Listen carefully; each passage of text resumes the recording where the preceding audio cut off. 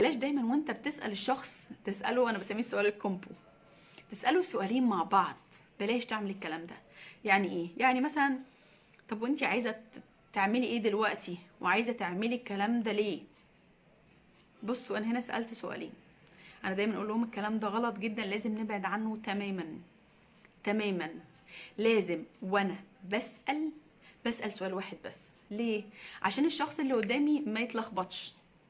عشان الشخص ما يتلخبطش. يعني ايه الشخص ما يتلخبطش؟ يعني الشخص اللي قدامي هيتلخبط لو انا سالته سؤالين، هيبقى مش عارف يجاوب السؤال الاولاني ولا التاني، وفي الاغلب هيجاوب سؤال واحد بس اللي هيجاوبه، وبعد كده هتلاقي السؤال التاني اتنسى. ليه؟ لان وده غلط. ليه غلط؟ عشان خاطر اوقات السؤالين بيبقوا سؤالين مهمين. ألف ب دايما بسأل سؤال واحد مرة واحدة. بسأل السؤال واسيب العميل بتاعي يتكلم واخد منه معلومات، ثم أسأل السؤال اللي بعده. بلاش أسأل سؤالين في نفس الوقت. اوكي؟ طيب زي ما احنا قلنا كمان المرة اللي فاتت وبنتكلم عنها شوية باستفاضة المرة دي، احنا عندنا نوعين من الأسئلة في أي سيشن كوتشنج. عندنا نوعين من الأسئلة.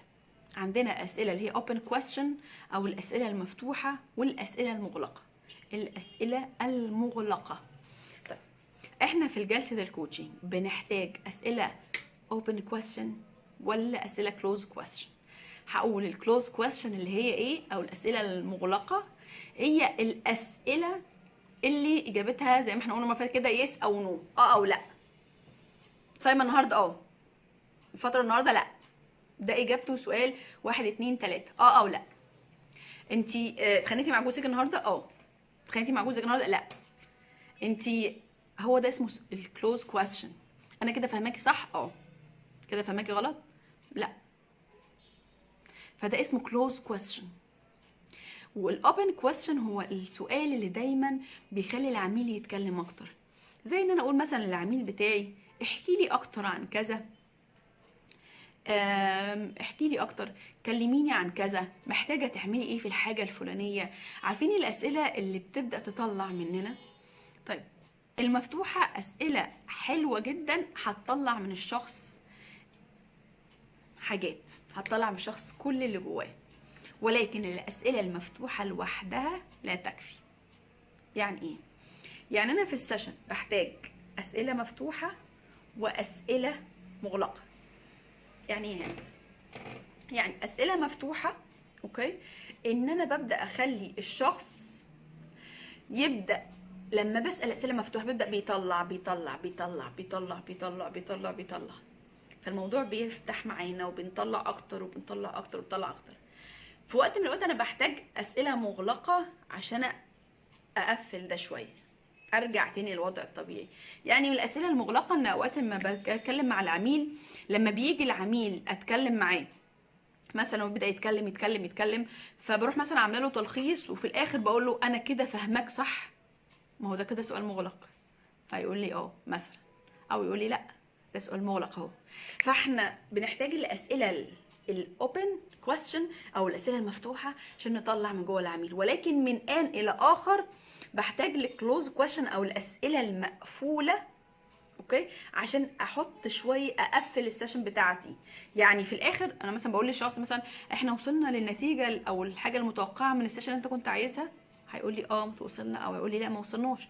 فسيشن كامله اسئله اوبن كويستشن بس اكيد لا. ولكن الاغلب يعني لو نحط رينج مثلا فهتلاقي مثلا 80 90% اوبن كويستشن او اسئله مفتوحه، و10% بس اللي هي الاسئله المغلقه، حاجات انا ببقى دايما عايزه اتاكد من فهمي ليها، اتاكد من ان انا هي وصلت فعلا للعميل. والله احنا نعمل كذا، هل انت موافق تعمل ده؟ موافق ان انا اعمل ده. طيب ايه التاسك اللي ممكن نعمله، ايه المهام او ايه الحاجه اللي ممكن تعملها بعد السيشن فتساعدك في ده؟ فيقول لي والله انا هعمل كذا وكذا. ده سوري ده اوبن كويستشن، ده سؤال مفتوح. لكن خلاص احنا اتفقنا، هل احنا اتفقنا ان احنا نعمل حاجه الفلانيه؟ فيقول لي اتفقنا، او لا ما اتفقناش. فانا هنا دايما بحتاج الاوبن كويستشن عشان افتح السيشن واعرف اكتر، وبعدين احتاج الكلوز كويستشن عشان اقفل السيشن بتاعتي، زي ما بقول يعني اقفل السيشن بتاعتي، او ان انا احددها واحط الرولز بتاعتها الاساسيه. فده بالنسبه للاسئله. هقول تاني، دايما الاسئله هيبقى ليها علاقه بالموضوع، دايما الاسئله تبقى بلاش اسئله تعجبيه، دايما الاسئله ما تبقاش مع بعض واحنا بنسال.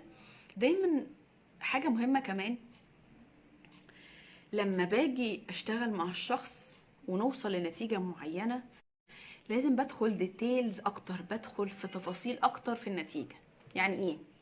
يعني انا مثلا على سبيل المثال لو جيت بشتغل مع واحده عايزه تخس، فقالت لي خلاص انا قررت ان انا هخس، تمام انا خدت القرار، خلاص انت خدتي القرار، تمام هايل برافو عليكي يلا امشي من السيشن.